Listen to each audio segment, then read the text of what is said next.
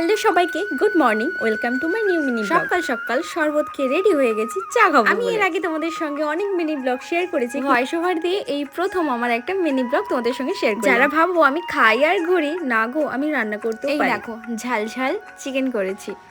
আর আমাদের গ্রামের পরিবেশ এতখানি সুন্দর, কি বলবো। আমরা সমস্ত ভাই বোনেরা মিলে এখানে জামরুল পাড়ছি খাবো বলে। কত জামরুল হয়েছে দেখো গাছগুলোতে, একদম ডাল ভর্তি ভর্তি করে জামরুল। আর আমরা যারা গ্রামে থাকি তারা অবশ্যই সবাই জানি গ্রামের পরিবেশ কতখানি সুন্দর হয়। শহরের পরিবেশে আমরা যতই বিলাসবহুলতা পাই না কেন, গ্রামের মতো পরিবেশ আর কোথাও পাওয়া যায় না। এই জন্যই আমরা আমাদের গ্রামকে নিয়ে অনেক গর্ব করি। বলো তো এই ফুলটার নাম কি? ওই যে ভাইরা তখন গাছে উঠে জামরুল পারলো না, এই দেখো ব্যাগে করে ওরা জামরুল পেরেছে, কালো জামরুল আর সাদা জামরুল। খেতে কিন্তু খুব সুন্দর লাগছে। আর এই হলো আমাদের বাড়ির একটা ছোট্ট সদস্য। এর আবার 3টে বাচ্চাও হয়েছে, তোমাদের সঙ্গে শেয়ার করব পরে।